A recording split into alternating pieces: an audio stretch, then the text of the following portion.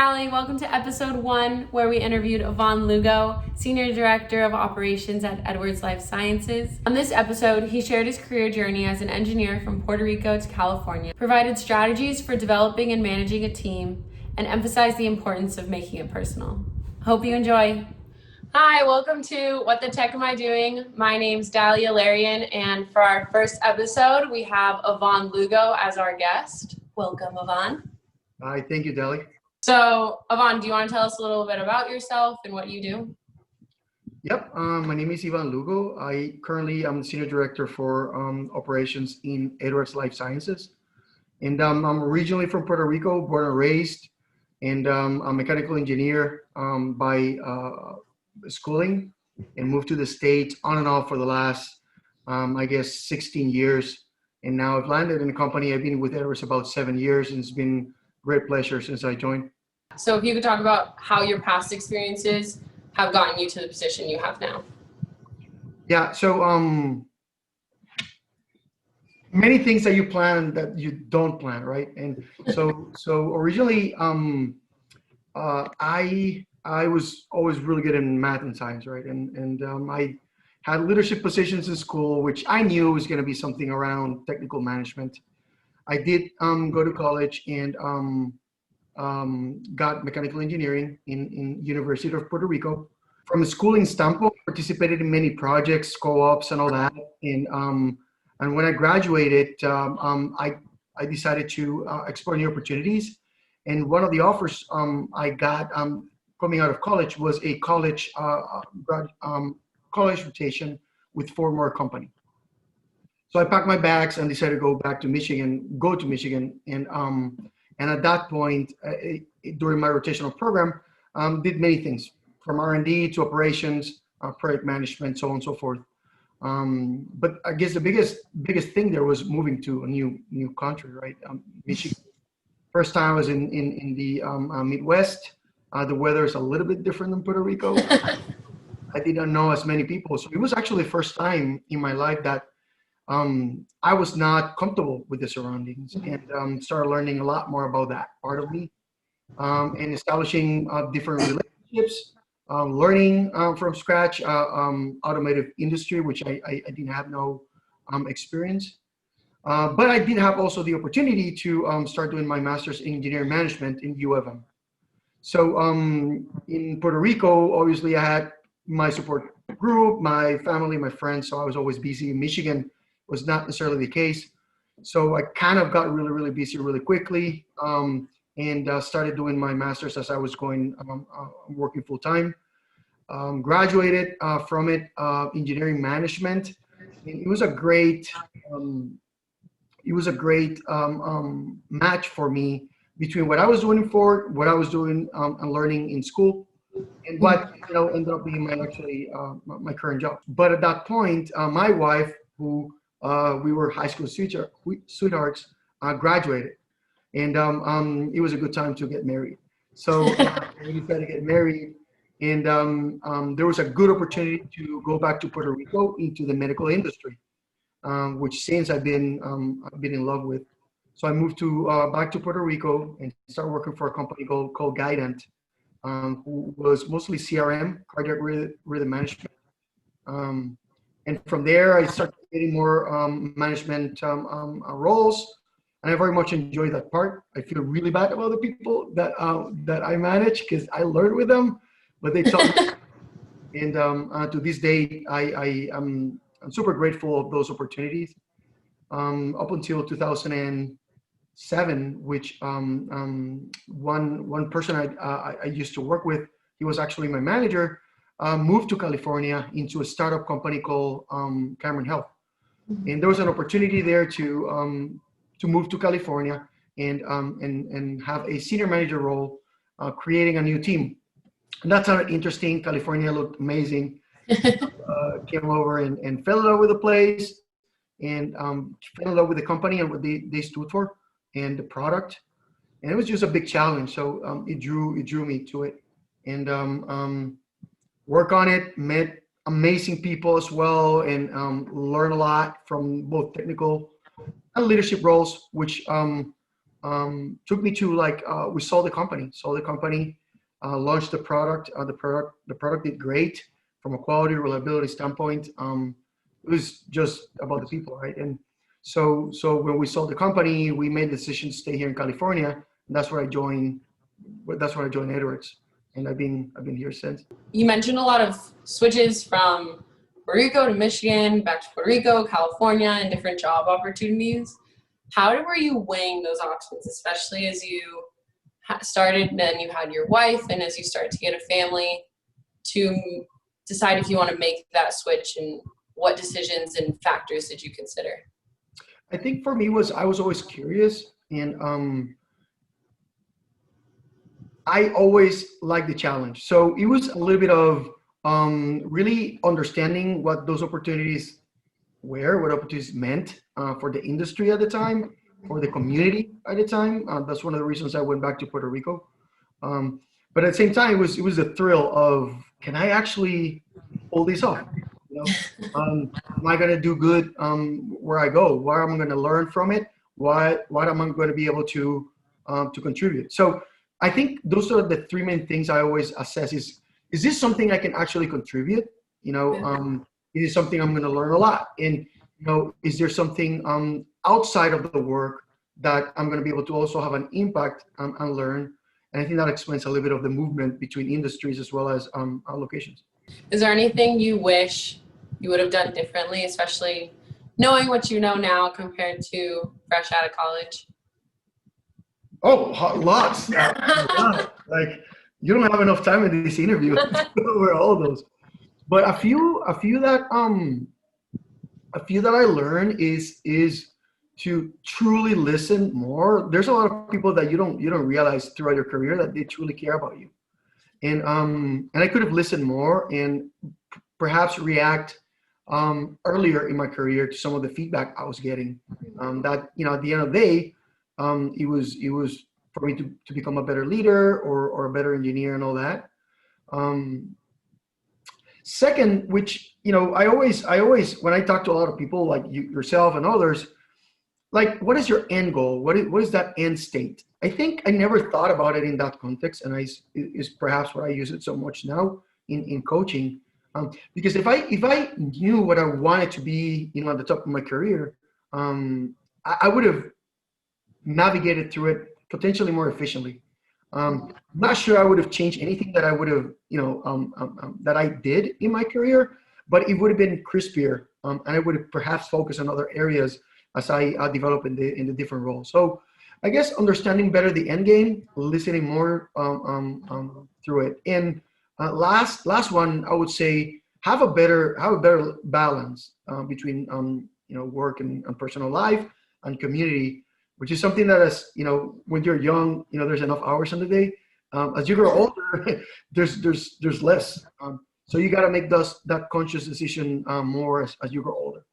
I feel like at first, especially when you start your career, you're just like, I'll do my work and I'll do it well, and hopefully I'll get noticed. And that is a huge part of it, obviously. But then one piece that I hadn't considered until you started mentoring me in the sense was, okay, where do you want to go? And then be a little more strategic and purposeful with your actions and what you're doing. Because I feel like now that you get the end goal in mind, what you're doing in your day-to-day then becomes all towards something, or your purpose or your passion and where you want to go, which is really helpful. Because I think before I was just like, I'll just do my work and that'll be good. That'll be great. People, it'll eventually speak for itself, which it does. But I feel like that's only one piece of that puzzle. So in your role, especially as we're talking about knowing where you want to be and what you should do to get there, what are important experiences and qualities that you think for a senior director in an operations position like yourself? The one that always helps me out is being honest. Like, I will tell you, you have something to say, I'll tell you absolutely, and I'll but at the same time, when I don't know, I'll tell you I have no idea.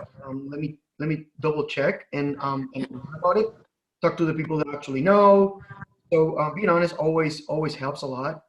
And the other thing that always helps is the network. So not network in the sense of I'm going to utilize all these people to my advantage, but all the contrary is value those experiences you had with all these people. Like again, to this day, I'm still in touch with people from back from Ford and Guide and all these places, because I think we're able to find experiences that got us together. And so I valued those relationships and network in my entire life. I can give you a lot of different details, but hardworking, right? You always talk about that. Like nobody's argue with a hard worker person, and you're fully committed. And in many cases, I remember when I was a younger engineer, we will overdo it like 1, 2, 3 a.m. And similar stories. Yeah. That's okay, and that's perfectly fine. You do it, once in a while when it's needed. Absolutely, because it gets personal. A lot of people will tell you, oh, but you should not take it personal. I actually disagree with that. I don't think you should get emotional on a level that is not productive. But, you don't put 12, 14 hours, 16 hours, or back-to-back days unless this is personal, or this is something that is in your heart, that you really care for. Because no boss in the world, I'll tell you right now, will motivate you enough to tell you, yeah, you got to work 14-hour days, Saturday, Sunday. It's a personal decision everybody makes. So all these things are really personal. So I think those are the things I would tell you: is value people on those network, being honest, and yeah, it's personal. It's fine for Yeah. That's fair. I mean, I feel like especially in our industry, I mean, if you're not passionate about it, you're not going to enjoy all those hours you're putting in. But we have a good purpose and passion and reason to come to work and dedicate. So I feel like it does at some point start to get personal, because you're like, no, I'm here because I want to help and really make an impact. I'll tell you one personal one of those personal ones. We were in Cameron Health. The device was undergoing clinical studies, and our device, what it did, it was way less invasive than anything out there. Okay, so it's an implantable defibrillator. Typically, they have leads that go into people's hearts, and those leads last anywhere between 10 to 15 years, and you got to remove some of those leads. Some of them you can leave them out. Some of them you can remove them. The removal of those leads is pretty traumatic. Okay, so our CEO, Jay Warren, one of the leaders I respect the most and will ever do, he had this weekly meeting where we will talk about small company, right? Startup company. We were at the time, I think, about 140 employees, and this worldwide, right? So everybody knew everybody and their neighbor, and so he got this. We're doing clinical trials, and he got this email from this father. Okay, this is a father that asking, hey, any chance we can get our daughter to get the device? He explained a little bit what was going on, and without getting too many details, he made a team decision. He came back and said, this is what I was asked. A father communicated with me and said he wanted to do this, and obviously we need to navigate the regulatory and legal system for it. But I think his question was more, are you guys sure this thing's going to work, right? And I'll tell you, the only reason we were all into it, and the answer was very, very straightforward, was because it was personal to us. Like we would really challenge each other and push us to limits that otherwise we wouldn't have. So we were very confident on that device, and we finally said yes. So when we did, you can only imagine, we did all the traceability review of every component that went into this thing, right?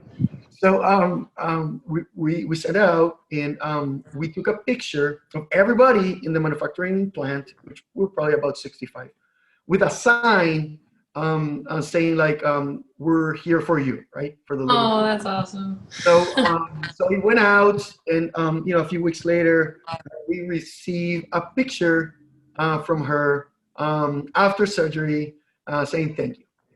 And if that's not personal, like that's as personal as it gets. So every time that we had doubt, we needed to do something different for the device, I will remember the girl and the many hundreds and thousands of patients that get this every day, right? So absolutely great environment, great industry to be in making that personal connection with what you do day in, day out, and what you're truly doing for our patients and customers. That's an amazing story. I love that. Especially when you get to see the impact of all your hard work and be like, oh, that's the life for helping. And I love that. And like at our, so they'll do, patient day where you get to speak to the patients. And I feel like a lot of medical device companies are doing that now because you go into medical devices because you want to help them. So being able to make that connection between your work and seeing the impact is awesome. That's amazing. It's priceless. It's those kids that now are being able to be raised with their grandparents or their parents or their uncles that otherwise they wouldn't. It's not only the kid that you save, is that whole package. So all in all, when you think community, the medical industry, we're all in healthcare, improve community greatly. It's difficult to quantify, right? That aspect of the benefit, but it's there. It's absolutely there. That's why it's got to be personal, right? Whoever tells you, don't take it personal, like it's very much personal. Yeah. So you said that boss you had was your CEO at. Yeah. You said that was one of the best leaders you experienced. Why is that? So Jay is very unique. He was like one of the best engineers I know, and he's actually had an MD degree. So he was born for this. But I think so just personal traits, right? He will always straight talker, right? He will not sugarcoat it for you. He'll be very respectful, and that's it. And he was also very accountable. He always said that it stops and ends with him. Like he's accountable for all of us, all our patients, everything we do, and inevitably, that trickles down to the organization. So that's amazing. I think another thing that that for me was priceless was he was always there for us. So I'll tell you like a funny part and then like a more serious part. But the funny part is, in your birthday, he will be the first one to text you. Okay, he will not sleep. So he'll text you at 2 a.m., 3 a.m. Okay, so not every your mom or dad or your significant other will say happy birthday before him. And you gotta appreciate those things, those little details. He really cares. These days, I have the privilege to talk to him, once in a while and check on him. Me being from Puerto Rico, every time there is a hurricane or now earthquakes, he texts me. I can predict that he's going to text me to ask about my family. So that personal connection is untypical of a CEO, at least at our level. With their staff and the closer ones. But to our level, in the engineering manager level, it wasn't. So he set an example for me. I'm not even as close as good as he is, but that inspired me a lot to up our game. From the technical standpoint, there were issues. Medical devices, there are issues because things are not perfect. You try to make it as perfect as possible, but it never is. That being said, every time there was an issue, and we had big issues, he will always be there for us. And he will always bring this calm demeanor to it and say like, guys, we're going to figure it out. There's no question about that. He'll start doing that. But now we need to start with the facts. So what are the facts? And simplify it in a way that we were able to overcome every single issue. He made us better engineers. And problem solving. I learned most of my problem solving from his guidance. And obviously, it's not only his guidance because he brings that in, the staff brings it in, and he was so strong in Cameron overall that we all got really, really good at it. But it was that environment that he created about there's a big issue, we're going to resolve it, let's get the facts, and then you have the right people. So with the right people, you can really solve pretty much anything, So I will never forget about him in that context, and that's something I use all the time. Perhaps not as good as he did, but I strive to use it because it proved to be super effective. how do you go about that? You've said you try and emulate what he's taught you and bring that into your own team. And I've seen you bring it into your team now, and then your role's slightly shifted recently. And so, one, how you've brought that into your teams in the past, but also bringing it into kind of your new team now. Yeah, so no, thanks for the feedback. Really appreciate it. It's I don't know. There's a few elements there, right? I think first element is I've been blessed with great leaders through my career, and I've always appreciated that type of environment. And I've always been in environments that are not like that, and I hated myself during those environments, and I left those companies very quickly. So for me was being there and experience how it feels to be in both cultures. It's more important for some people than in others. So I think that takes care of half of it. But I also had the opportunity, like I said before, to work in areas where I get to pick my team, and that's a little bit of cheating, because, but it's easier when you have felt what you want to achieve. So I'll just say that you got to be in a place that you're safe, right? That you're going to make mistakes, you're going to fail, and it's perfectly fine. So the moment you hear that, then you'll take more risk, I assure you.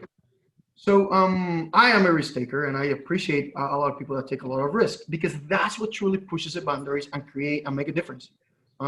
Without risk, you don't change. You don't achieve change. You got to take that risk.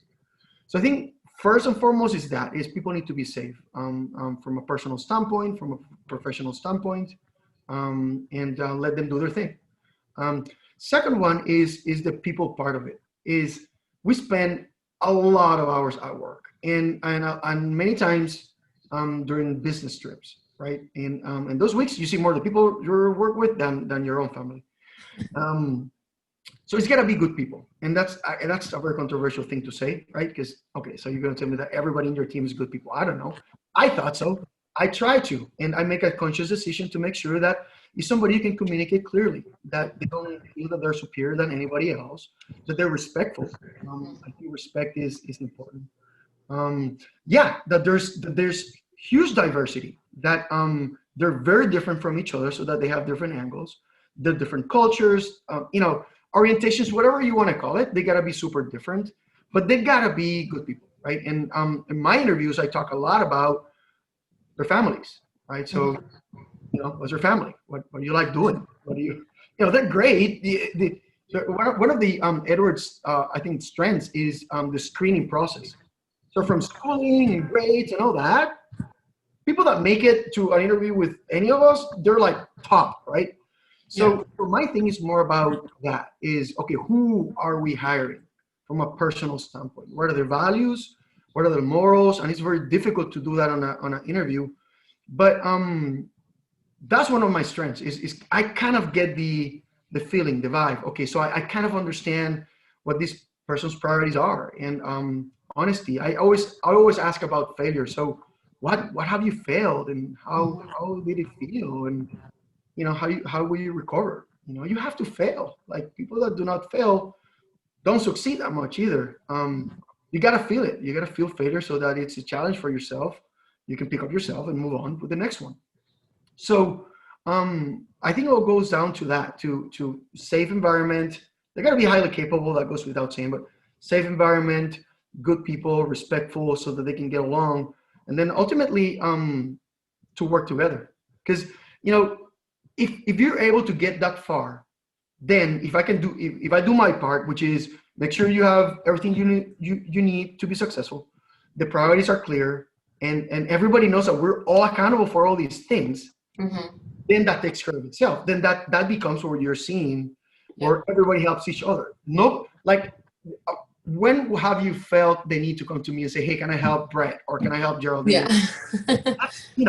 It doesn't matter, because ultimately I know that all those guys, Brad and Geraldine and Jake and the fantastic people that we have, are gonna help you out. So that's beautiful. That's right there, definition of teamwork and what it truly is gonna get us, and not us, but any team that thinks like that to the very next level.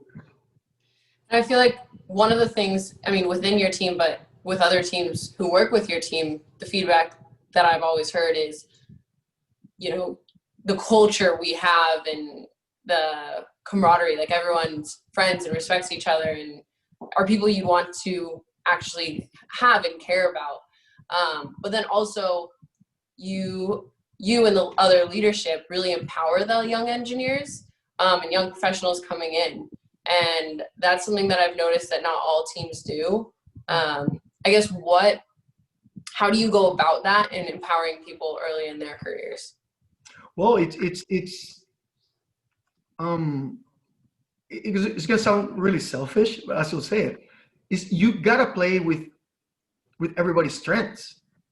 That's it. It doesn't matter how senior you are, how new you are. There's huge generational differences, huge, and you can see it. And we're kind of on the older side, but then you have all these generations that follow that are different, and that difference is beautiful because there's some strengths out of those differences.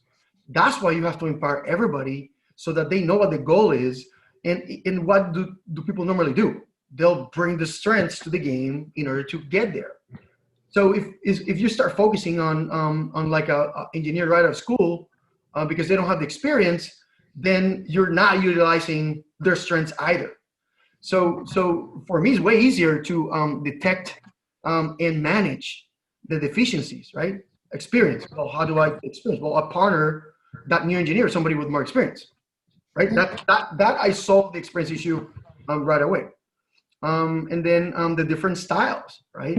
Like we were talking about the other day, you cannot just have a bunch of D's getting stuff done because they're going to miss 75% of the stuff. And I am a D, and I'm recognizing this. So you play to people's strengths, and you create the best outcome. One, two, their motivation level goes up because now they're doing what they're really good at. Yep. But on that way, it's got to be very, very, very conscious. So I spend a lot of time talking to the adults and the Chucks and kind of our leadership team about our people, right? And people in other teams. And it's about, so what is Dali's next opportunity? She looks bored there, she's killing it. How do we challenge her more? So there's a balance between, okay, so we're going to continue to play with her strengths, but if she wants to get up here, right, that she already said that this is what the top of the chain goal is, what things can we complement through those experiences so that she also improves her areas that she needs to improve. So that's super fun for me. It's very difficult and challenging because a lot of things need to come together, like timing and opportunities and the right projects, the right crew. So it's as simple as that. Is by utilizing everybody's strengths, you win, and you win it getting it done, creating the experiences. People get motivated. Great environment, a lot of good energy. So it's all around. Yeah. I love that. Do you have any advice or what's the most important piece of advice you could give young professionals early in their careers? So I'm now learning this, so it's not that I'm an expert in this one, but I think a few. The most important one, I think, is being honest with yourself. So a lot of people start talking about, well, I want to do this or that, engineering or whatever. And to be honest with you, one of the bigger things is you want to make good money, right? That's fine. I mean, you don't have to hide that. Everybody wants to make good money. Some people like the flexibility better, but be honest, right? Because there's a lot of different ways to make good money. You don't have to use the typical roles or positions that apparently give you money, and that's a very important. Because and then you become an engineer and yeah, you'll make money, but you'll miserable the rest of your life. So one of the things I've been focusing a lot more, which is very, very challenging, at least for me, is happiness, right? So what the hell is that, and how do you measure it, and how do you do all of these things? Ultimately, I've been talking to this gentleman called Van Caesar, and amazing individual, and he's really honest. He will tell you things that you will not like, but he's really honest also about make sure that you're happy, that you as a person, okay, then as a leader of this and that, and member of community, all that stuff, but you as a person. So I've been trying to on the one-on-ones and on the other areas, as like, are you happy, right? And that's an odd thing. So what do you mean, like with my wife? And like, no, like general, like with your life, and more importantly from a work standpoint is, how is this that we're doing, day in, day out, playing into your happiness? Because I think there's some flexibilities there that everybody and all the leaders can do around happiness, including coaching, and mentorships, and change of jobs, change of direction, change of teams, change of time zones, change of countries. There's a lot of things that we as a company, and we're very blessed, in that sense, that we can do to help in their happiness.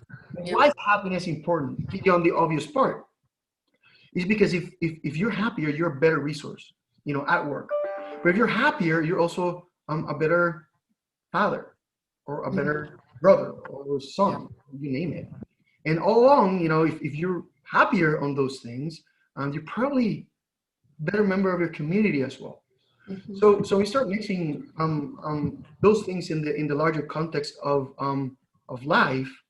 Then if you're happy, you make other people's lives happier, right? And maybe even those people start helping others being happier. And think about that. Think about that, especially in some of the circumstances we are today with COVID, and the downside in the economy on that is attitude is huge in everything you do. And you're one of the best examples of that, right? Your attitude is contagious. It doesn't matter how big of a deal it is, but a lot of what you bring to the table starts with your attitude, and then the environment that creates your attitude around yourself. It's just of happiness. How do you measure it? It's difficult. It starts with smiles. You smile a lot. And when you smile, a lot of people around you smile a lot too. The opposite is true. And what you said before about, I come into a room, now I'm way more cognizant of the energy I'm bringing. Because I'll tell you, I'm not happy all the time, right? So sometimes when I walk to those meetings, I just had a horrible discussion with somebody. But I acknowledge that it's contagious, right? And the opposite is true. So choosing the right words, which is something I've been working on a lot, creates that environment. No doubt about it. So happiness. So the two things is, be honest in your career. Are you truly enjoying that? Or you enjoy the paycheck more? Because I can guarantee to you that you can get the same paycheck with something that makes you happier. Be honest with what you're doing, where you want to go, and check yourself and hold yourself accountable to make sure you're honest with what you're doing. And then second, is happiness. I think that's the goal and the focus. Is happiness. It starts with you and those closer to you around, and then it's larger circles. So the more of that we can get, the better teams we have, the better companies, the better communities, and then everybody wins. Yeah, that's a really good point. No, that's something, especially during the COVID times and the quarantining, that I feel like I've always my whole life just been a naturally happy person. And then now when it's just you and your thoughts and like your roommates or your family in your example, you start to really think about, it's like you'll get in your thoughts or something, you're like, why am I feeling this way? And I've had to really look inside myself and be like, okay, like why did that situation make me unhappy? And then really like, it'll take me like a week to break something down. And then like a week later, I'm like, that was it. Okay, we're good again. And slowly I've noticed learning a lot about myself, but it's stuff that I never even had to think about before. And so I feel like this is good and bad, giving me an opportunity to really understand myself and figure out like what truly makes me happy, and it's interesting, and that book you recommended has actually helped. So it is. You're a person first, right? Even though you put 75% of your hours in work, you're truly a person first. So that's going to drive everything else. From health. If you're working too much and you're not taking care of yourself from a health standpoint, it's going to blow up. It's going to blow up. Also, when you're my age, I mean, if you're younger, but nevertheless, it's going to happen. So happiness from that perspective is as important. You gotta balance out that whole package, and the ripple effect of that in your work will be more promotions and more responsibilities and happier type of work, and and I think that accelerates your career, right?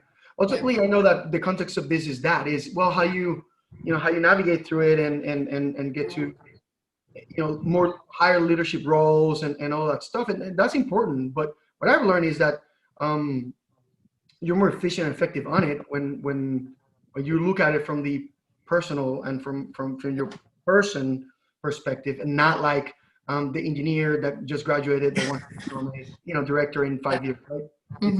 It's more natural when you think about it from the context of yourself and how happy you are, how well you're eating, how many vacations you're taking, how much you're smiling, how much you're enjoying what you're doing, or otherwise how much energy this thing is sucking out of your life.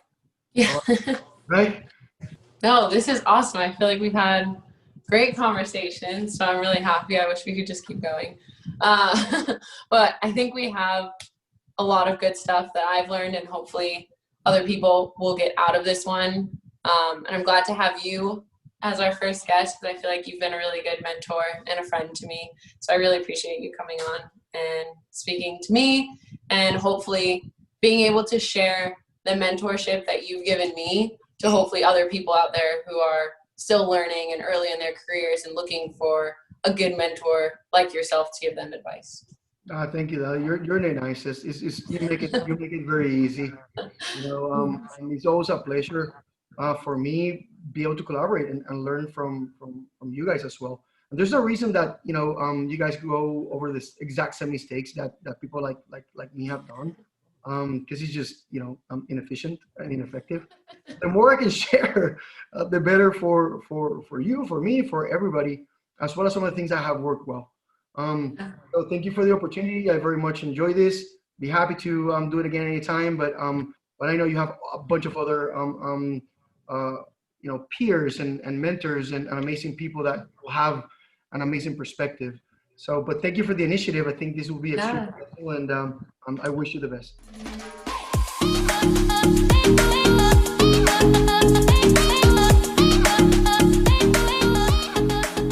Thank you for watching. We hope you learned something new today. Please subscribe to our YouTube and follow us on Spotify and Apple Podcasts in the links below. And comment if you have questions you'd like to be featured on the next episode. And see you next time on What the Tech Am I Doing?